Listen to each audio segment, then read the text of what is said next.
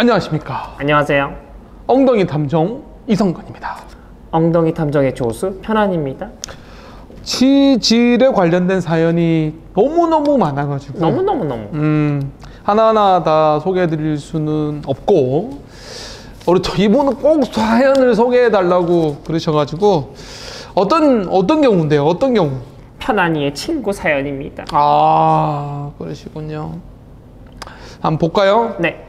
그래픽 디자이너라고 소개를 하셨군요. 네, 디자이너입니다. 네. 엉덩이 탐정님 직업이다 보니 장시간 앉아서 컴퓨터 작업을 많이 합니다.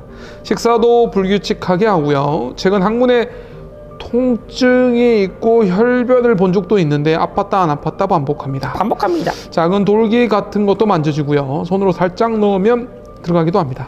항문이 아프면 여러 가지 질환을 생각할 수 있는데, 일단 첫 번째는 혈전성 외치액, 두 번째는 항문 농량, 세 번째는 치루, 네 번째는 치열.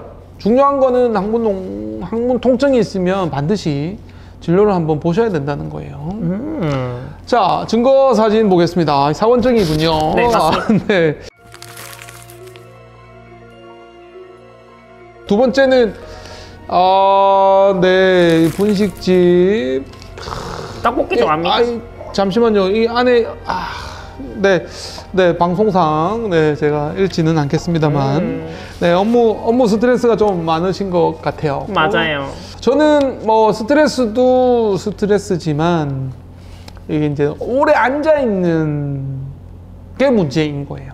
지난번에 치액 예방법에서도 좀 설명을 드렸습니다만, 오래 앉아 있거나 오래 서서 일하실 때는 중간에 한 2~3시간씩 간격으로 일어나셔서 조금 스트레칭도 좀 해주시고, 차가운 데 앉는 것도 별로 안 좋거든요. 그렇게 하시면 되겠는데, 자, 뭐 궁금한 게 있으시다고요?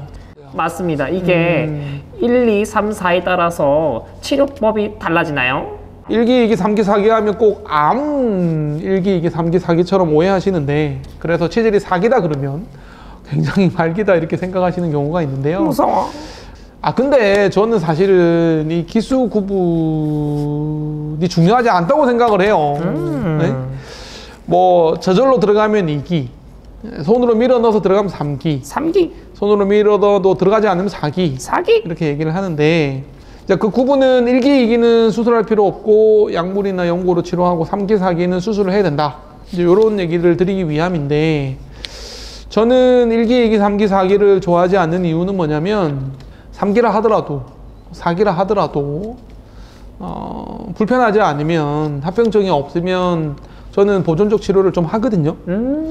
그래서 저는 개인적인 생각이에요. 개인적인 생각인데, 저는 가급적이면 치액 수술은 마지막 보루라고 생각하기 때문에 어쨌든 그렇게 구분이 좀 됩니다. 구분이 좀 되고, 인터넷으로 찾아보시면 기수 얘기를 좀 많이 하고요. 교과서적으로 또 말씀을 드려야 되는 부분이니까.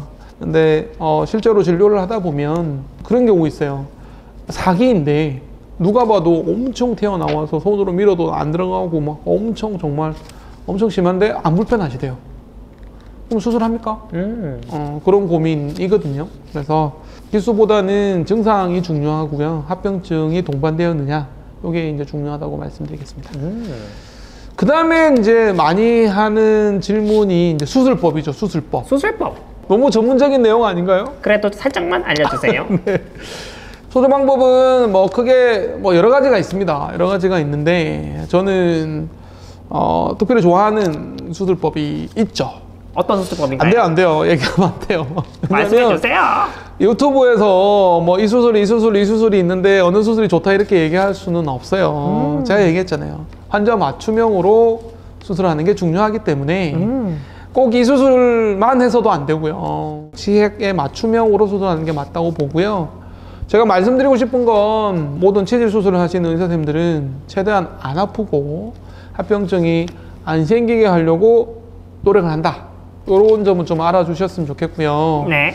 저는 조금 다른 게 있다면, 어떤 경우라도 관략근 절제를 하지 않는다. 관략근 절제는 합병증으로 변실금이라는 문제가 생길 수도 있기 때문에, 제가 장편외과 개원하고 나서는 관략근을 손을 댄 적은 없고요.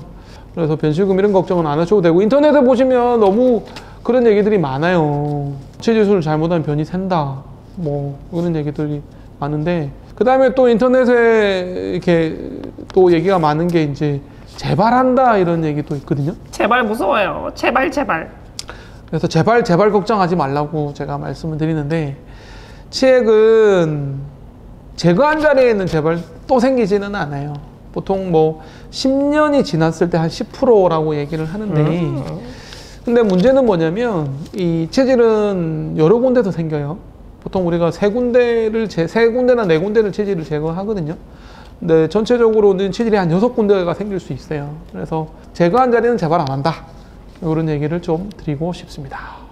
엉덩이 탐정의 이제 대단원에 이제 인사를 드려야 될 것 같은데요. 또 기회가 되면 여러분들 사연으로 찾아와서 또 재밌는 얘기를 했으면 좋겠습니다. 제가 항문 수술을 하는 대장항문 외과 전문 의사로 살아가면서 항문 수술이 참 어렵다는 생각을 할 때마다 합니다. 수술할 때마다 참 어렵구나. 사실 대장암 수술이나 다른 암 수술도 물론 어렵지만 항문 수술은 정말 해가 갈수록 좀 겸손해지는 것 같아요.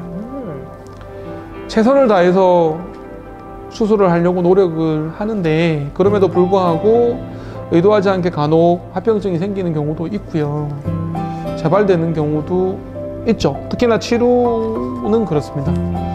그래서 그럴 때마다 되게 마음이 아프고 죄송스럽기도 하고 송구하기도 하고 그런데, 대한민국의 모든 대장항문 외과 의사의 마음은 같을 거라고 봅니다. 항상 최선을 다해서 수술한다는 그런 말씀을 드리고 싶습니다.